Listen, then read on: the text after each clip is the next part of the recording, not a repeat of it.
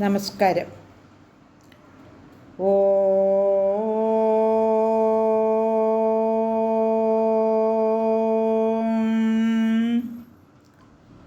ഓ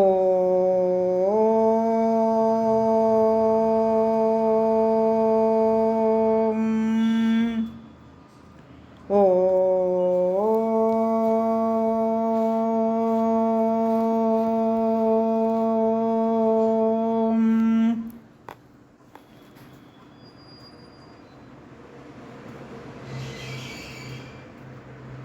സർവമംഗളമംഗല്യേ ശിവേ സർവാർത്ഥസാധികേ ശരണ്യേ ത്രയംബകേ ഗൗരി നാരായണി നമോസ്തുതേ. ഓം മഹാദേവ്യൈ നമഃ. സൂതൻ പിന്നെയും തുടർന്ന് ഋഷിമാരോട് പറയുകയാണ്, ആരൊക്കെയാണ് ഈ പുരാണം കേൾക്കാൻ യോഗ്യരെന്നും എന്തെല്ലാം സംഭാരങ്ങളാണ് അവിടെ ഒരുക്കേണ്ടതെന്നും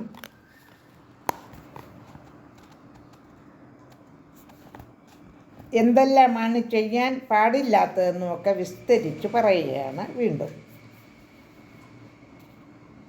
ശ്ലോകം 74.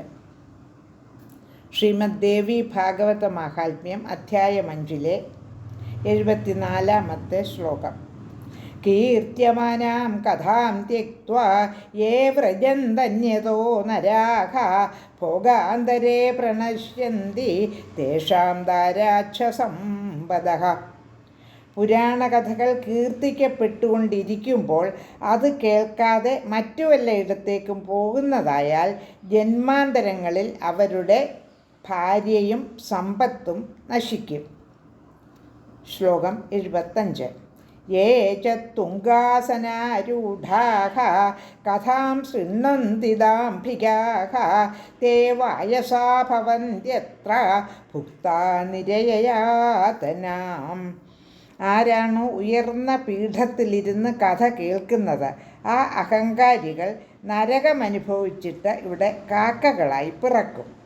ശ്ലോകം 76.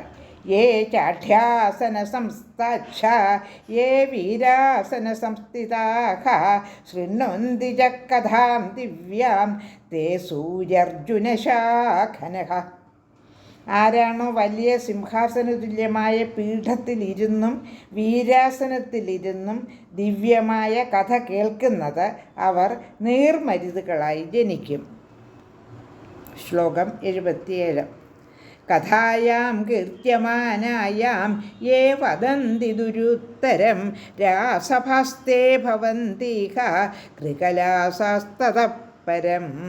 കഥാപ്രവചനം നടന്നുകൊണ്ടിരിക്കെ ആരാണോ വേണ്ടാത്തത് പറയുന്നത്, അവർ ഇവിടെ ആദ്യം കഴുതകളായും പിന്നെ ഓന്തുകളായും ജനിക്കും. ശ്ലോകം 78. നിന്ദന്തി യേ പുരാണജ്ഞാൻ കഥാം വാ പാപഹാരിണീം തേ തു ജന്മശതം ദൃഷ്ട്വാ ശുനകാസ്യുർന സംശയഃ.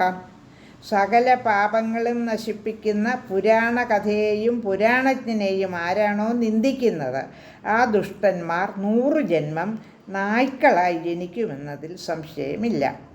ശ്ലോകം 79. യേ ശൃണ്വന്തി കഥാം വക്തു സമാനാസന സംസ്ഥിതാഃ ഗുരുതൽപസമം പാപം ലഭന്തേ നരകാലയാഃ. ആരാണോ വക്താവിനൊപ്പം അതേ പീഠത്തിലിരുന്ന് പുരാണകഥ കേൾക്കുന്നത്, അവർ ഗുരുപത്നിയെ പ്രാപിച്ചാലത്തെ പാപം നരകത്തിൽ കിടന്ന് അനുഭവിക്കും. ശ്ലോകം 80. യേ ചാപ്രണമ്യ ശൃണ്വന്തി തേ ഭവന്തി വിഷദ്രുമാഃ ശയാനേ യേപി ശൃണ്വന്തി ഭവന്ത്യജഗരാഹയഃ.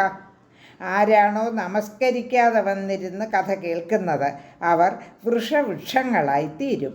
കിടന്നുകൊണ്ട് കേൾക്കുന്നവർ പെരുമ്പാമ്പുകളായി ഭവിക്കും. ശ്ലോകം 81. യേ കഥാചന പൗരാണിം ന ശൃണ്വന്തി കഥാം നരാഃ തേ ഘോരം നരകം ഭുക്ത്വാ ഭവന്തി വനസൂകരാഃ. ആരാണോ ഒരിക്കൽ പോലും പുരാണകഥ കേൾക്കാതിരിക്കുന്നത്, ആ മനുഷ്യർ ഘോരമായ നരകയാതനകൾ അനുഭവിച്ച ശേഷം കാട്ടുപന്നികളായി പിറക്കും. ശ്ലോകം 82. യേ കഥാം നാനുമോദന്തേ വിഘ്നം കുർവന്തി യേ ഷഠാഃ കോട്യബ്ദം നിരയം ഭുക്ത്വാ ഭവന്തി ഗ്രാമസൂകരാഃ. ആരാണോ കഥ കേട്ട് രസിക്കാതെയും അതിനെ അഭിനന്ദിക്കാതെയും വിഘ്നം വരുത്തിക്കൊണ്ടിരിക്കുന്നത് അവർ കോടി വർഷം നരകയാതനകൾ അനുഭവിച്ചിട്ട് നാട്ടുപന്നിയായി ജനിക്കും.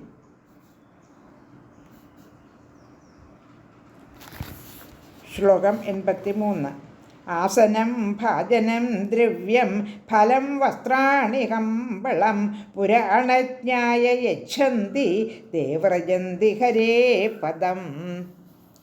ആസനം, പാത്രം, ദ്രവ്യം, ഫലം, വസ്ത്രങ്ങൾ, കമ്പിളി എന്നിവ ആരാണോ പുരാണത്തിന് ദാനം ചെയ്യുന്നത് അവർ ഹരിപദം പ്രാപിക്കും.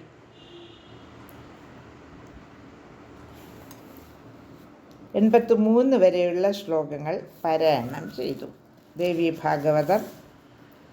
ദേവി ഭാഗവത മാഹാത്മ്യം അധ്യായം 5. ലോകാ സമസ്ത സുഖിനോ ഭവന്തു.